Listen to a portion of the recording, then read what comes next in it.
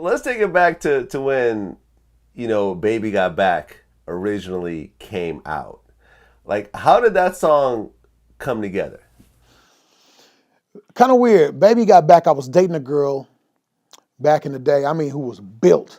I'm talking about. When I said little in the middle, this chick's waist was like 20 inches smaller than her hips. You know what I mean? She had that body, man. And we were watching the Super Bowl. I think it was one of the Buffalo Bills losses, one of the four in a row. And I remember her watching the Spud McKenzie commercials, the Budweiser commercials with the Spud McKenzie dog, and they had four girls that were shaped like stop signs with big ass hair and stuff like that. And we were like, this is really not what black folks are digging. And we said, let's do a song about it. So we wrote this track. She came up with the "Oh My God, Becky" part, and we started going back and forth on that and building on it. And then she voiced that, and then I just wrote the lyrics. Initially, it was going to be a serious song, but I realized if it was serious, they wouldn't take it serious. I mean, it would just be dismissed. So I said, how do I make this statement but keep it tongue in cheek? And I did it. And before people knew what it was about, it had already sold 3 or 4 million copies. How did that beat come together?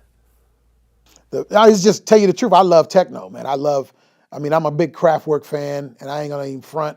Is heavily influenced by Kraftwerk. All of my career, I've been a Kraftwerk fanatic, and kind of that's where it came from, man. And everybody at the time was doing slow stuff because remember you had like Hammer and Vanilla Ice back in '90. So around '91, cats started going gangster and slumping, getting in the trunk with some heavy slow stuff.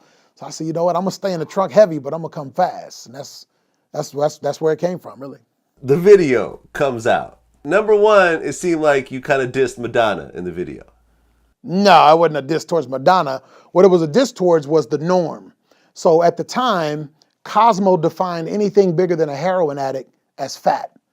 And that was really what I was talking about is the norm. And the norm at that time was waif thin chicks, with big ass heads. And they looked like heroin addicts. Madonna was not one of them. I always thought Madonna was sexy as hell. Now, you said that there was a bunch of girls with bigger asses that they just wouldn't let in the video. Yeah, I had picked out, they were in LA shooting a video. So they recorded a bunch of girls on a little test reel and they sent it all up to me. This is, of course, before you could MP3 stuff, right? So before you could send MPEGs or whatever. So they sent up this tape and I looked at the tape and I picked all the girls I wanted. When I got to LA, only 3 of the girls I picked ended up in the video. Not that the other ones were bad. They were athletic, they were in good shape. Their excuse was some of the girls couldn't dance. I said, well, they all ain't got to dance. I only need 4 girls to dance. The rest of them just need to look good. So I don't know, man. It was, in that era, it was harder to do what I did because it wasn't accepted as beauty. I remember talking to one director who I ended up not using, and he said, give me an example of what you think beautiful is. So I tried to use an example that was safe for him, being a white dude that was a little older. I said, Marilyn Monroe. He said to me with a straight face, when I see Marilyn Monroe, I see hoe. Whore is his exact word. I'm like, wow. So I said, okay, this cat ain't gonna do it. And I kept moving people out of the door until I found one I kind of liked. For a lot of people who don't know, Sir Mix-a-Lot went platinum way before Baby Got Back. Yeah. You cats will say, Mix-a-Lot, one hit wonder. You only had one hit. Matter of fact, I saw one guy on Twitter said, I know Mix-a-Lot's glad Nicki did this track because he was about dead. And I'm like, wow, this cat must not be looking at my bank account. But it was a little frustrating early on but then when I started doing live shows again, which is about a year ago, I said, I'm gonna go back on the road, see what's up.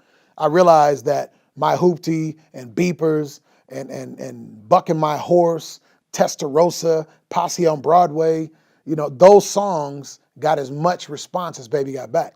So I realized that while Baby Got Back may have been my super big pop hit, those hits are still solid with Mix-a-Lot fans. So did you have any idea how big Baby Got Back was going to be before you put it out? nah, man, I'll be honest, I didn't like the song initially. I liked the song, but I was scared of it. And I remember giving it to Rick and I said, man, this is one, it was like the second to the last song I made on the record. So it was like, I thought I was doing a filler track. And I sent it to Rick.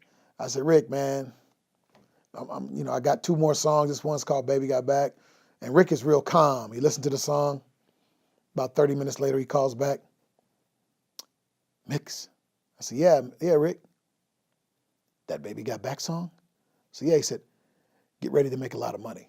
That was it. I said, Rick Rubin said I'm gonna make a lot of money. Shit, let's polish this song off. So he's the one that had me put, every now and then you'll see a 4-bar and you see a drop on the 4th bar for my punchline.